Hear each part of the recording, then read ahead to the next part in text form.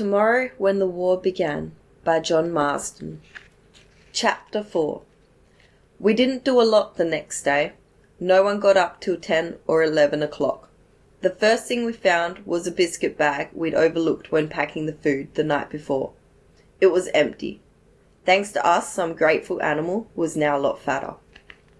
Our breakfast merged into lunch and continued into the afternoon. Basically, we lay around and ate in one long pig out. Kevin and Corrie got into a passionate little session on Kevin's sleeping bag. Fee and I sat with our feet in the cold stream, planning our lives after we left school and left Wirrawee. Lee was reading a book, All Quiet on the Western Front. Robin had her Walkman on. Homer had a go at everything, climbed a tree, had a look in the creek for gold, got a pile of firewood, tried to flush out some snakes. When I got some energy going, I went with him to see if the path went any further. We could find no trace of it. Thick bush met us in every direction, and strangely, we could see no sign of any hut or cave or shelter which the old guy must have had if he really lived down here. Finally, sick of trying to tear our way through unsympathetic scrub, we gave up and went back to the clearing. And when we got there, Homer did find a snake. It was 6 o'clock and the ground was starting to cool off. Homer went to his sleeping bag and took off his boots, then stretched out comfortably with a packet of corn chips. "This is a great place," he said. "This is perfect."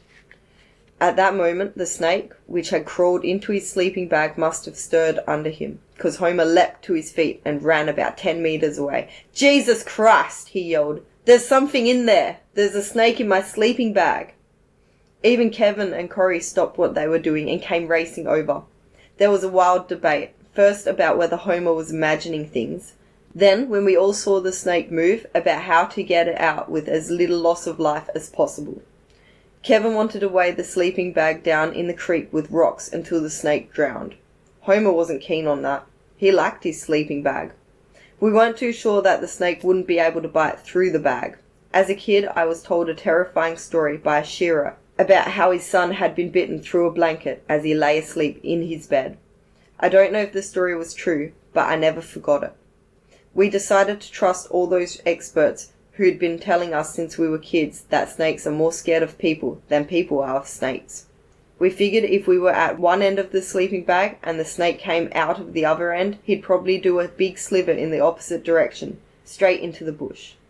So we got 2 strong sticks. Robin held one while Kevin held the other. They pushed them under the bag and started slowly lifting. It was a captivating scene, better than watching TV even. For a minute, nothing happened. Then we could see the snake clearly outlined as the material stretched. He sure was a big one. Robin and Kevin were trying to tip the bag so that the snake would virtually be poured out of the mouth onto the ground. They were doing it well too. Perfect teamwork. The bag was at shin height, then knee height, and still rising. Then somehow the sticks got too far apart.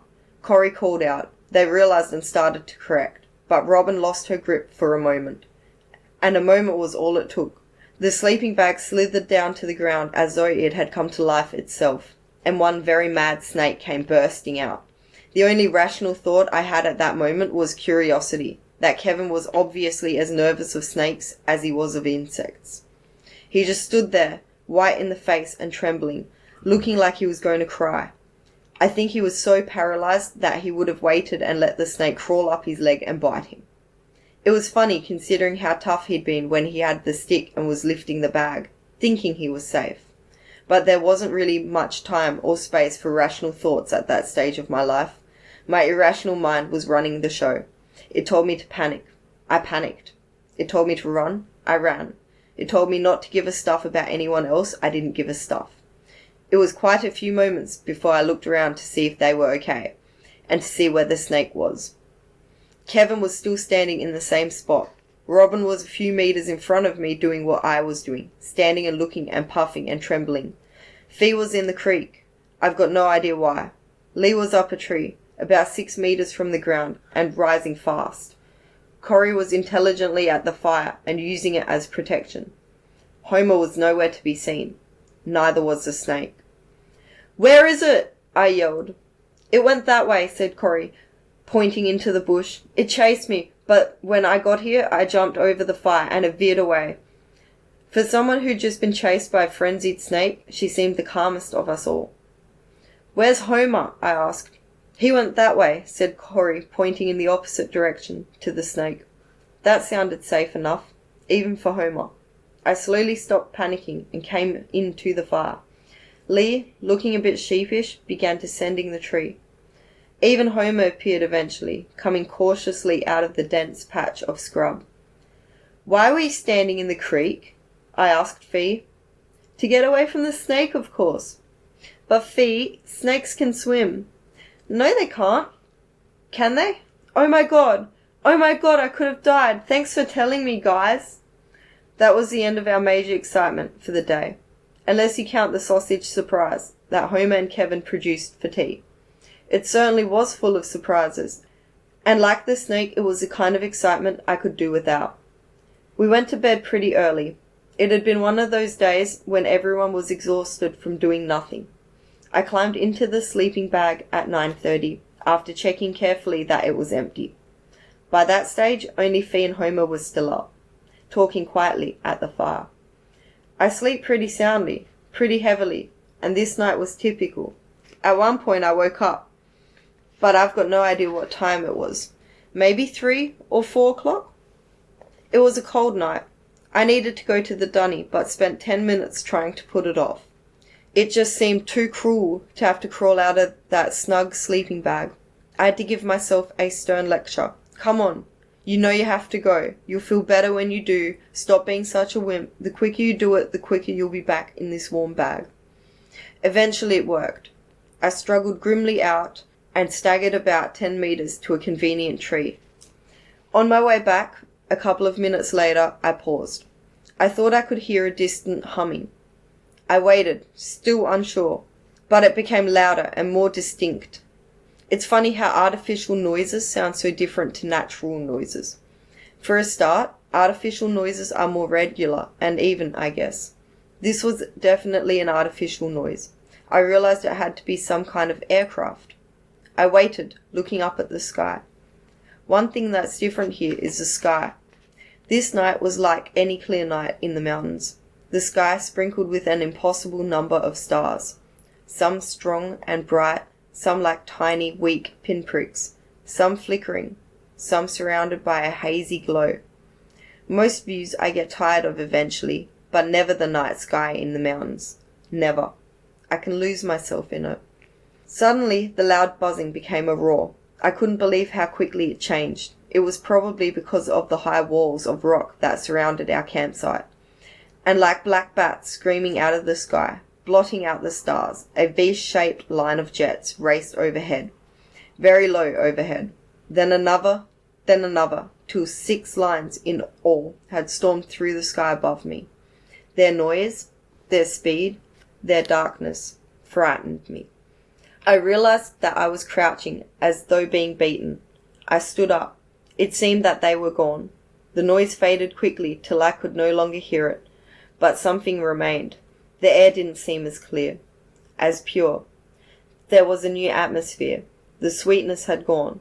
The sweet, burning coldness had been replaced by a new humidity. I could smell the jet fuel. We'd thought that we were among the first humans to invade this basin, but humans had invaded everything, everywhere. They didn't have to walk into a place to invade it. Even hell was not immune. I got back to the sleeping bag, and Fee said sleepily, "What was that noise?" It seemed that she was the only one awake, though I could hardly believe it. "Planes," I said. I thought so," she said. "Coming back from Commem Day, I suppose?" "Of course," I thought. "That's what it'll be." I started to drift into a kind of sleep, restless and full of wild dreams. It still hadn't occurred to me that there was anything strange about dozens of aircraft flying fast and low at night without lights. It wasn't till much later that I even realized they'd had no lights. In the morning, at breakfast, Robin said, "Did anyone else hear those planes last night?" "Yes," I said. "I was up. I'd been to the toilet." "They just never stopped," Robin said. "Must have been hundreds." "There were 6 lots," I said, "close together, and really low. But I thought you slept through it. Fee was the only one who said anything. Robin stared at me. 6 lots. There were dozens and dozens all night long. And Fee was asleep. I thought you were too. Lee and I were counting them, but everyone else just snored away. God, I said, starting to realize, I must have heard a different lot to you. I didn't hear anything, said Kevin, tearing the wrapper off his second Mars bar. He claimed that he always had 2 Mars bars for breakfast, and so far on this hike he was right on schedule. It's probably the start of World War III, said Lee. We've probably been invaded and don't even know. Yes, said Corey from a sleeping bag. We're so cut off here, anything could happen in the outside world and we'd never hear about it. That's good, I reckon, said Kevin. Imagine if we came out in a few days and there'd been a nuclear war and there was nothing left and we were the only survivors, Corey said. Chuck us a muesli bar, someone, will you please? Apple, strawberry, apricot? Kevin asked. Apple. If there'd been a nuclear war, we wouldn't survive, Fee said. That fallout'd be dropping softly on us now, like the gentle rain from heaven above. We wouldn't even know about it. Did you do that book last year in English? Kevin asked. X or something? Z? Z for Zachariah? Yeah, that one. That was good, I reckon. Only decent book we've ever done. Seriously, said Robin. What do you think those planes were doing? Coming back from Commem Day, Fee said, as she had during the night. You know how they have all those flypasts and displays and stuff? If you were going to invade, that'd be a good day to do it, Lee said. Everyone's out celebrating. The Army and Navy and Air Force are all parading around the cities, showing off. Who's running the country? I'd do it Christmas Day, Kevin said. Middle of the afternoon when everyone's asleep. It was a pretty typical conversation, I guess, but for some reason it was getting on my nerves. I got up and went down the creek, where I found Homer. He was sitting on a gravel spit, combing through the stones with a flat rock. What are you doing? I asked. Looking for gold. Do you know anything about it? Nah. Found any? Yeah, heaps. I'm putting it in piles behind the trees so the others don't see it. That's pretty selfish. Yeah, well, that's the kind of guy I am. You know that. He was right about one thing. I did know him well. He was like a brother. Being neighbours, we'd grown up together, and although he had a lot of annoying habits, he wasn't selfish. Hey, Earl, he said, after I'd sat there for a few minutes watching him scrutinising gravel. Yeah? What do you think of Fee? I nearly fell into the creek. When someone asks you that question, in that tone of voice, it can only mean one thing. But coming from Homer, the only women Homer admired were the ones in magazines. Real women he treated like beanbags. And Fee, of all people. Still, I wanted to answer his question without putting him off. I love Fee, you know that. She seems so perfect sometimes. Yeah, you know, I think you might be right. He got embarrassed at admitting even that much, and spent a few more minutes scratching for gold. Guess she thinks I'm just a big loudmouth, huh? He said at last. I don't know, I haven't got a clue, Homer, but I don't think she hates you. You were chatting on like old buddies last night. Yeah, I know, he cleared his throat. That's when I realised, well, it's the first time I really took much notice of her. Since I was a little guy anyway. I always thought she was just a stuck-up snob. But she's not. She's really nice. I could have told you that. Yeah, but you know, she lives in that big house and she talks like Mrs. Hamilton. And me and my family, I mean, we're just Greek peasants to people like her. Fee's not like that. You ought to give her a chance. Gee, I'll give her a chance. Trouble is, I don't know if she'll give me one. He stared moodily into the gravel, sighed and stood up. Suddenly his face changed. He went red and started wriggling his head around, like his neck had got uncomfortable after all these years of connecting his head to his body. I looked around to see what had set him off. It was Fee, coming down to the creek to brush her perfect teeth. It was hard not to smile. I'd seen people struck by the lightning of love before, but I'd never thought it would happen to Homer, and the fact that it was Fee took my breath away. I just couldn't imagine what she'd think or how she'd react. My best guess is that she'd think it was a big joke, let him down quickly and gently, then come and have a good giggle with me about it. Not that she laughed to be cruel. It was just that no one took Homer very seriously. He'd always encouraged people to believe he had no feelings. He used to say, "I've got a radium heart. Takes 5,000 years to melt down." He'd sit in the back of the class, encouraging the girls to criticize him. "Yeah, I'm insensitive. What else? Sexist? Come on. Is that all you can think of? You can do better than this. Ooh, Sandra, get stirred up." They'd get madder and madder, and he'd keep leaning back on his chair, smiling and taunting them. They knew what he was doing, but they couldn't help themselves. So after a while we started believing him when he said he was too tough to have emotions. It was funny that Fee, the most delicately built girl in our year, looked like being the one to bring him undone, if that's the right way to put it. I went for a walk back up the track, to the last of Satan's steps. The sun had already warmed the great granite wall, and I leaned against it with my eyes half shut, thinking about our hike, and the path and the man who'd built it and this place called hell. Why did people call it hell? I wondered. All those cliffs and rocks and that vegetation. It did look wild. But wild wasn't hell. Wild was fascinating, difficult, wonderful. No place was hell. No place could be hell. It's the people calling it hell. That's the only thing that made it so. People just sticking names on places so that no one could see those places properly anymore. Every time they looked at them or thought about them, the first thing they saw was a huge big sign saying Housing Commission or private school or church or mosque or synagogue. They stopped looking once they saw those signs. It was the same with Homer. The way for all those years he'd been hanging a big sign around his neck, and like a fool I'd kept reading it. Animals were smarter. They couldn't read. Dogs, horses, cats, they didn't bother reading any signs. They used their own brains, their own judgment. No, hell wasn't anything to do with places. Hell was all to do with people. Maybe hell was people.